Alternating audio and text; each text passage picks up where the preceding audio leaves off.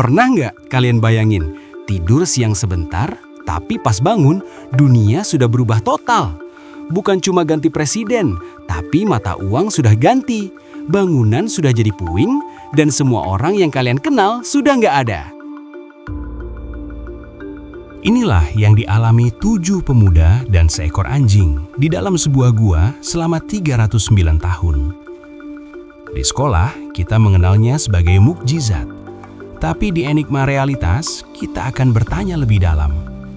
Gimana cara sel tubuh mereka nggak busuk? Kenapa mereka nggak mati kelaparan? Dan apa rahasia sains di balik kalimat, kami tutup telinga mereka? Apakah ini murni keajaiban yang nggak bisa dinalar? Ataukah Tuhan sebenarnya lagi pamer teknologi suspended animation yang melampaui zaman? Mari kita bongkar protokol perlindungan tubuh yang terjadi di dalam Gua Al-Kahfi. Assalamualaikum warahmatullahi wabarakatuh.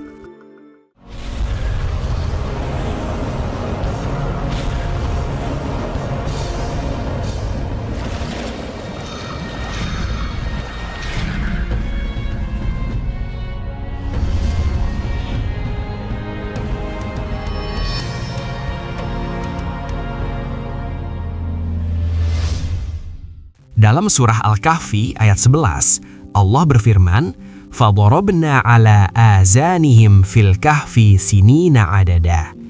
Maka kami tutup telinga mereka di dalam gua itu selama beberapa tahun. Pernah mikir nggak, kenapa telinga? Kenapa bukan matanya yang ditutup? Secara medis, telinga adalah guardian of consciousness, atau penjaga gerbang kesadaran kita. Mata punya kelopak untuk menutup, tapi telinga tidak. Bahkan saat kita tidur, saraf auditori tetap mengirim sinyal ke otak. Inilah alasan kenapa kita bisa bangun karena suara alarm atau teriakan. Bayangkan tubuh mereka seperti smartphone yang sedang di-charge, tapi dalam mode pesawat. Allah mematikan antena utama pendengarannya agar tidak ada notifikasi suara dari dunia luar yang bisa memicu Reticular Activating System atau RAS di otak untuk bangun. Dengan menutup fungsi pendengaran ini, Allah menginduksi fase deep hibernation. Tanpa input sensorik, otak masuk ke frekuensi istirahat total yang memicu penurunan laju metabolisme basal, BMR, ke titik paling minimal. Hasilnya, tubuh hanya butuh energi yang sangat sedikit, cukup untuk menjaga sel tetap hidup tanpa menghabiskan cadangan lemak dan otot selama 3 abad. Ini bagian yang paling keren secara biologi. Al-Quran menyebutkan bahwa Allah membolak-balikan tubuh mereka ke kanan dan ke kiri. Sains modern mengenal ancaman mematikan bagi pasien koma, dekubitus ulcer atau luka baring.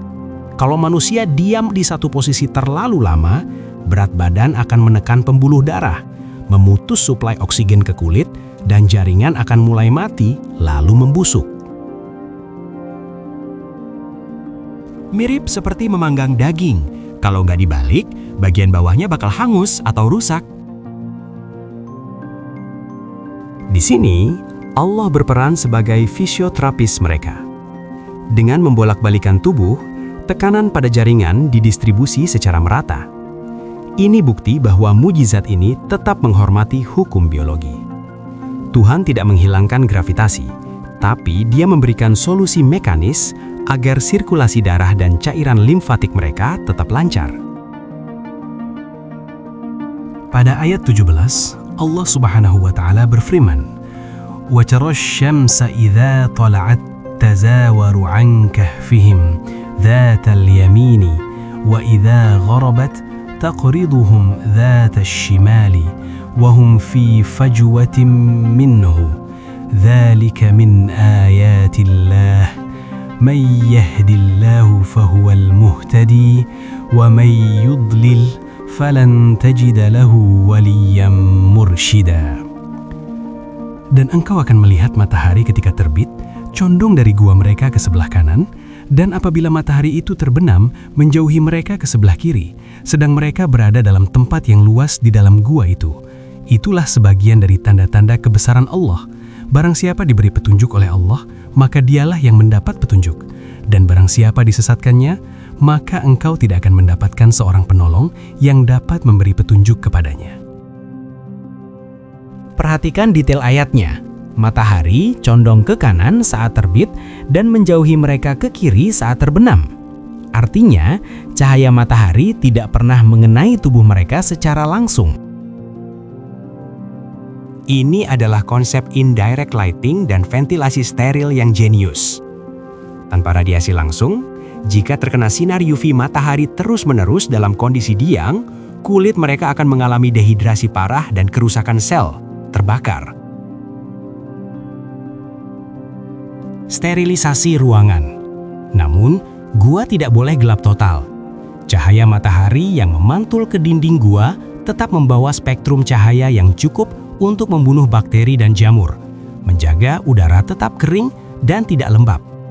Gua itu menjadi sebuah natural inkubator yang sejuk, terang, tapi tetap aman dari radiasi. Pas mereka bangun, mereka merasa cuma tidur sehari atau setengah hari, padahal di luar sudah 309 tahun. Apakah ini dilatasi waktu? Einstein dalam teori relativitasnya membuktikan bahwa waktu itu tidak mutlak.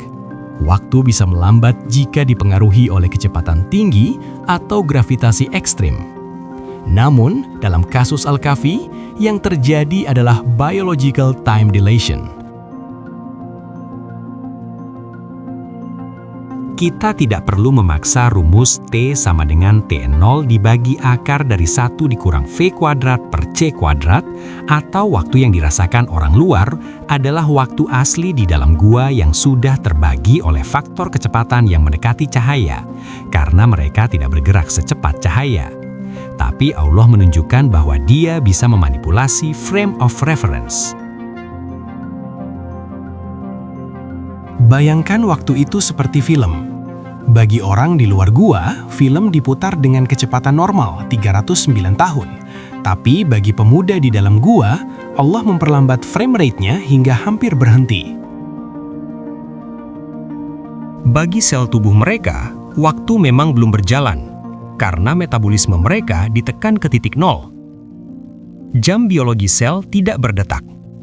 Mereka tidak menua bukan karena waktu berhenti, tapi karena proses kerusakan, entropi, di dalam tubuh mereka sedang dipaus oleh sang pemilik waktu.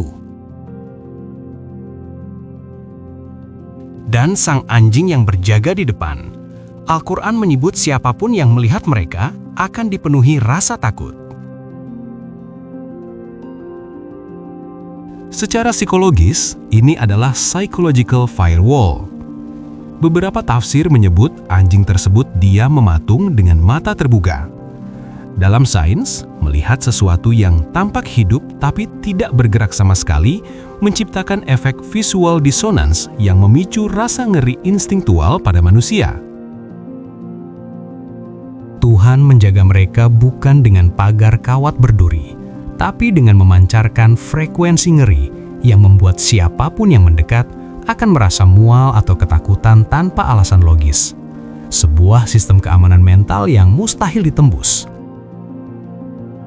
Kisah Ashabul Kahfi adalah pesan bahwa saat kita menyerahkan diri pada skenario langit, Allah sanggup menunda hukum alam demi menjaga kita.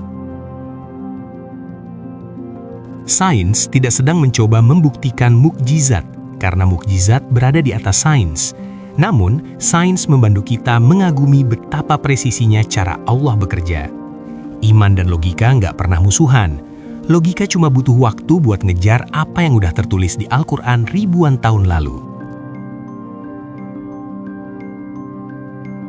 Setiap dari kita mungkin punya gua sendiri, tempat di mana kita harus sembunyi sejenak dari dunia yang berisik untuk menjaga prinsip.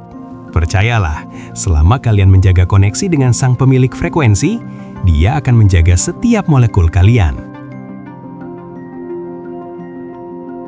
Tetaplah bertanya, tetaplah mencari. Sampai jumpa di Enigma Realitas selanjutnya. Wassalamu alaikum warahmatullahi wabarakatuh.